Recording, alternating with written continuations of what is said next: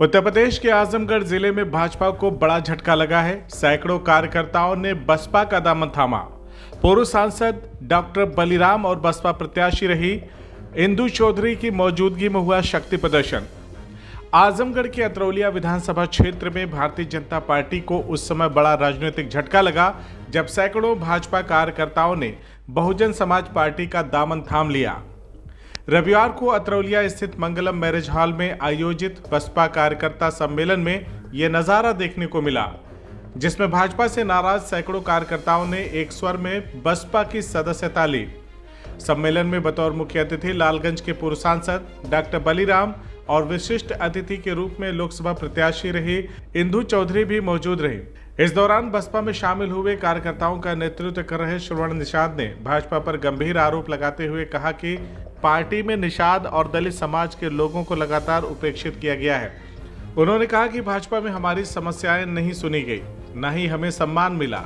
Atraulia seat पर सिर्फ राजनीतिक सौदेबाजी होती रही है। वहीं पूर्व सांसद डॉक्टर बलराम ने नए सदस्यों का स्वागत करते हुए कहा, श्रवण निषाद जैसे मजबूत नेता के आने से बसपा न केवल अतरौलिया बल्कि पूर्वांचल के अन्य जिलों में भी मजबूत होगी। जब जब बसपा ने गठबंधन किया तब तब पार्टी को नुकसान हुआ। उन्होंने कहा कि बहन मायावती कार्यकर्ताओं को संगठन को मजबूत करने के लिए प्रेरणा देती रही हैं। 2027 में बसपा पूर्ण बहुमत की सरकार बनाएगी। उन्होंने समाजवादी पार्टी पर इस दौरान जमकर हमला बोलते हुए कहा कि आज सपा नेता बाबा साहेब की तस्वीरें लेकर घूमते हैं, लेकिन जब संसद में आरक्षण और प्रमोशन बिल आया था तब मुलायम सिंह यादव ने उसे फाड़ने का काम किया था। कार्यक्रम को संबोधित करते हुए श्रवण निषाद ने कहा कि भाजपा में अपमानित महसूस करने के बाद अब हम बसपा के साथ समाज के हक की लड़ाई मजबूती से लड़ेंगे और अतरौलिया की जनता को एक स्वाभिमानी नेतृत्व मिलेगा। यह राजनीतिक घटनाक्रम अतरौलिया में आने वाले विधानसभा चुनाव 2027 से पहले समीकरणों को बदलने वाला माना जा रहा है। भारतीय जनता पार्टी में हम लोग आज 15-16 साल से थे। कोई हम लोगों का दलित, अदर, बैकवर्ड, निषादों का कोई सम्मान नहीं होता है और हम लोगों का पार्टी में ही शोषण होता है, अत्याचार हम लोगों के साथ होता है।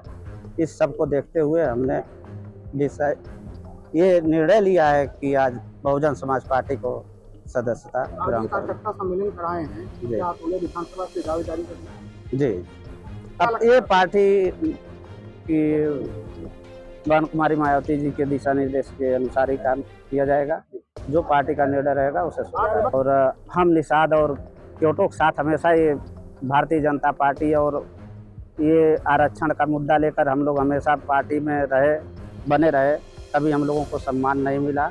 इसलिए हम लोगों ने आज ये निर्णय लिया है कि हम बहुजन समाज पार्टी में ही अपना विधानसभा क्षेत्र की बात करें, यहाँ निषाद पार्टी अपनी दावे करती है। आप भी निषाद है, कैसे वोट बैंक कैसे निकालेंगे और कैसे चुनाव लड़ेंगे, क्या रणनीति बनाएंगे? निषाद संजय निषाद जी जो यहाँ पे चुनाव लड़ते हैं, गठबंधन में सीट लेते हैं, उनको सीट बेचना है।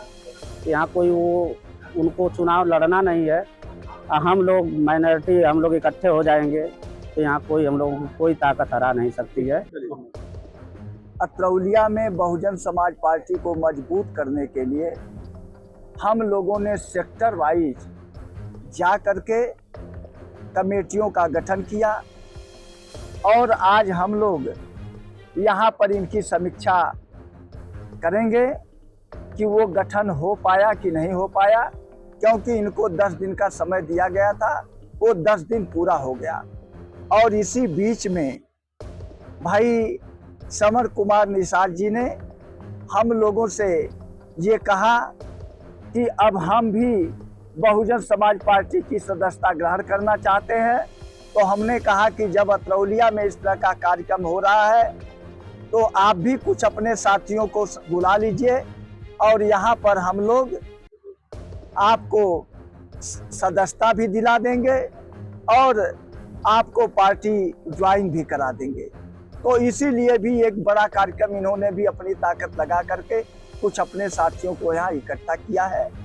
तो कितने लोगों ने सदस्यता ग्रहण की है? आज इनके साथ करीब हम समझ रहे हैं कि सैकड़ों लोग जो है अपना वो किए हैं। कुछ लोग तो उधर अंदर कुछ तैयारी कर रहे हैं, उधर बैठे हुए हैं और सामने भी यहाँ बैठे हैं। सैकड़ों लोगों ने आज सदस्यता ग्रहण ये किया है।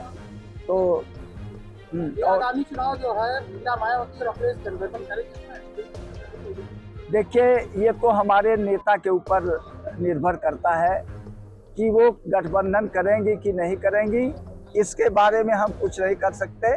लेकिन इतना मैं जरूर कह रहा हूँ कि आज बहन कुमारी मायावती जी बड़े पैमाने पर वह सक्रिय रूप से अपने कार्यकर्ताओं के बीच में जा करके उनकी मीटिंगें करके उन्हें बहुजन समाज पार्टी को मजबूत करने के लिए वह हमेशा उन्हें बार बार उनको निर्देश देती रहती हैं।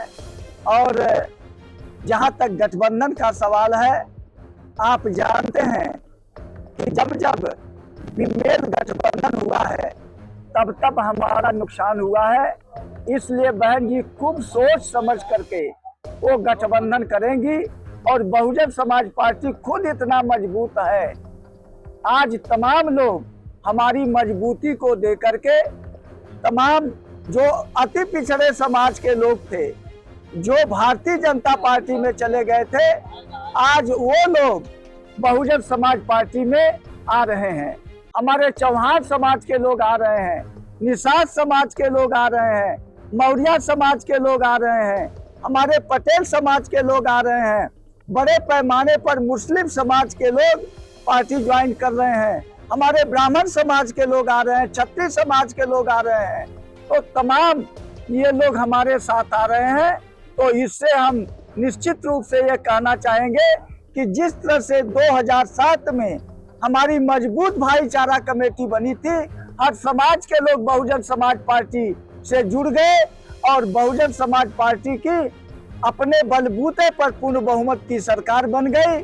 और हम दावे के साथ कहते हैं, जिस तरह से लोगों का आवागमन हो रहा है, जिस तरह से लोग पार्टी ज्वाइन कर रहे हैं, निश्चित रूप से 2027 में बहुजन समाज पार्टी की सरकार बनेगी। CIB इंडिया न्यूज की सभी खबरों को देखने के लिए लाल रंग की बटन को दबाकर चैनल को सब्सक्राइब जरूर करें, घंटी जरूर दबाएं ताकि हमारी सभी खबरों के नोटिफिकेशंस आप तक पहुंचते रहें।